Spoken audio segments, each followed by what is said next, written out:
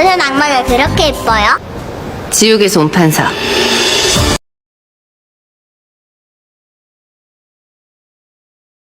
Setelah Kang Bitna dinyatakan meninggal oleh dokter, Han Daon tentu saja tidak bisa mempercayainya. Ia lalu melihat tubuh kaku Kang Bitna yang ditutup oleh dokter, lalu kemudian menyentuh pipinya. Karena Han Daon menangis, air matanya pun jatuh ke pipi Kang Bitna.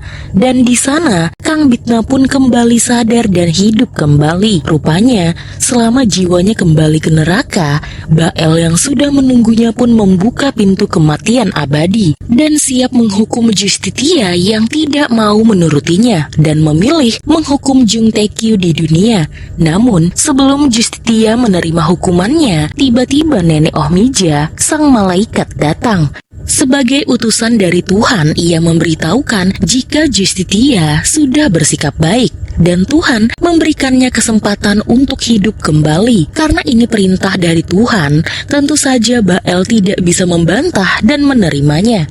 Justitia sadar keberadaan Nenek Ohmija di tempat ini berarti kan sang malaikat itu telah mengorbankan diri di dunia. Artinya, ia meninggal dunia. Nenek Ohmija melakukan ini karena menurutnya Justitia adalah makhluk yang baik yang harus ia selamatkan. 우리 다시 만날 일은 없겠지? Setelah itu, Justitia kembali ke dunia sebagai Kang Bitna. Ia merasa seperti baru lahir dan langsung sehat bugar, meski Han Daon begitu mengkhawatirkannya. Pada saat itu, Han Daon mendapatkan kabar jika Jung Taekyu melarikan diri dan Kang Bitna pun langsung bergegas mengejarnya. Sementara, Jung Taekyu berencana melarikan diri ke luar negeri menggunakan paspor palsu. Ia dibantu oleh sekretarisnya dengan dijanjikan akan diberikan saham perusahaan. Tapi tiba-tiba, Jung Taekyu mengkhianatinya dan membunuhnya lalu melarikan diri. Mando berhasil menghubungi nomor ponsel baru Jung Taekyu dan berpura-pura sebagai pembuat paspor. Jika paspor yang baru itu bermasalah dan harus segera diganti esok hari. Rencana Kang Bitna dan tim pun berhasil dan mereka pun senang. Akhirnya Kang Bitna alias Justitia kembali. Lalu Jung Taekyu pun kembali ke vilanya dan di sana ia bertemu dengan Kang Bitna. Jung Taekyu pikir ia bisa menang melawan seseorang yang ia pikir hanyalah iblis perempuan. Padahal Kang Bitna adalah hakim iblis dari neraka. Justitia lalu membawa Jung Taekyu bermain permainan berburu. Tentu saja dia yang akan memburu Jung Taekyu. Jung Taekyu pun langsung berlari selayaknya buruan yang tidak ingin tertangkap. Tapi dengan mudah Justitia menghabisi Jung Taekyu. 그러게, 아까 죽었으면 좋았잖아. Lalu dia dibawa ke neraka untuk bertemu dengan ayahnya. Kang Bitna memberikan pedang agar kedua orang itu saling berduel. Anggota Dewan Jung tentu tidak melewatkan kesempatan ini untuk balas dendam, di mana dulu dia dibunuh oleh putra haramnya itu dan tubuhnya diambil oleh Satan. Jung Taekyu kira ia bakalan menang melawan pria tua yang tidak mau mengakui dia sebagai anak. Tapi sayang, Jung Taekyu kalah karena anggota Dewan Jung dibantu oleh Satan. Setelah itu, Jung Taekyu dibawa ke tempat terakhir, yaitu rumah Han Daon kecil. Justitia ingin pembunuh berantai J itu merasakan bagaimana rasanya jika tubuhnya dipotong seperti para korban. Lalu, setelah melalui serangkaian hukuman, Kang Bitna membawa Jung Taekyu kembali. Ia langsung menghajar Jung Taekyu habis-habisan dan kemudian mengeluarkan senjatanya, lalu menusukkannya ke tubuh Jung Taekyu dan membawanya ke neraka. Tidak lupa, ia menempelkan kata Gehenna. Keesokan harinya, jasad Jung Taekyu pun ditemukan oleh polisi, beserta semua potongan tubuh dari para korban pembunuhan yang Kang Bitna susun ke dalam peti-peti terbaik. Akhirnya, kasus pembunuh berantai J pun ditutup. Setelah kasus ini selesai, Han Daon bertanya-tanya apakah Kang Bitna bakalan kembali ke neraka, mengingat misinya di dunia telah selesai. Kang Bitna menceritakan, setelah menyelesaikan misi membawa jiwa Jung Taekyu ke neraka, Bael datang dan memberitahukan jika ia ingin Kang Bitna kembali dan menjadi penerusnya. Namun, Kang Bitna meminta waktu setidaknya sampai 3 tahun tinggal di dunia ini. Jadi, selama 3 tahun, ia ingin hidup bahagia bersama Handaon. Handaon lalu berniat untuk mencium kekasihnya itu. Tapi pada saat itu mereka terganggu dengan air soda Kang Bitna yang mengenai kaki Handaon. Dan mereka pun tertawa bersama. 나 사랑할 거죠? 그래, 양마야. Kang Bitna lalu dimutasi ke daerah.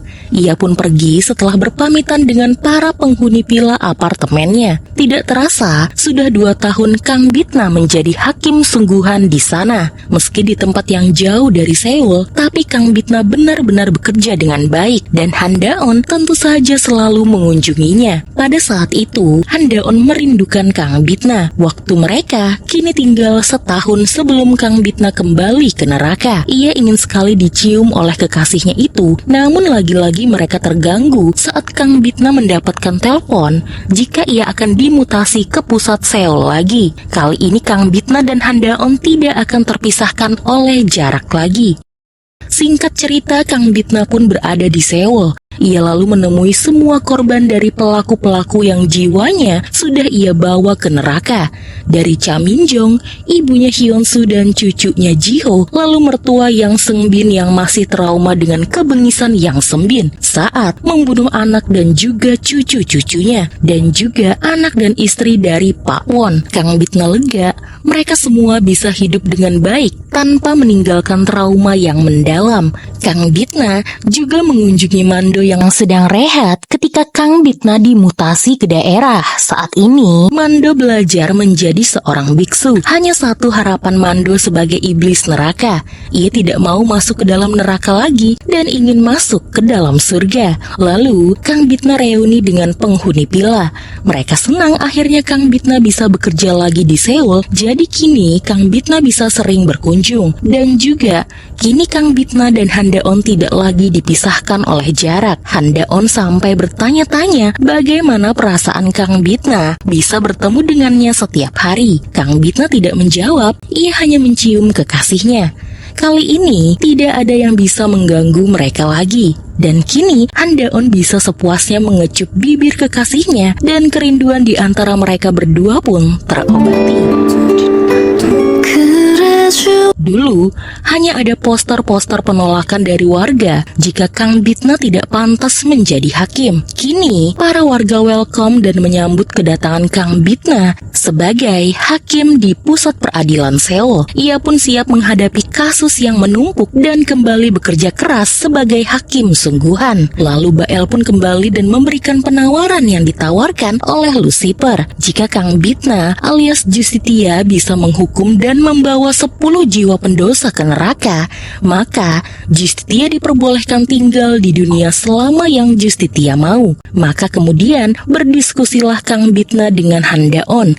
Ia bisa hidup menjadi manusia namun harus membunuh orang lagi. Dan untuk menghukum para pendosa itu, Kang Bitna harus memberikan hukuman ringan sebagai hakim. Jika dirinya melakukan itu lagi, maka keluarga korban yang ditinggalkan pasti akan bersedih. Dan hal itu bukan hal yang semestinya dilakukan oleh seorang hakim. Handaon hanya berkata jika ia percaya dengan apapun yang Kang Bitna lakukan. Sama seperti Kang Bitna yang pernah berjanji akan terus melindunginya. Apapun yang akan dipilih oleh Kang Bitna, Handaon berjanji akan selalu percaya dan juga melindungi Kang Bitna.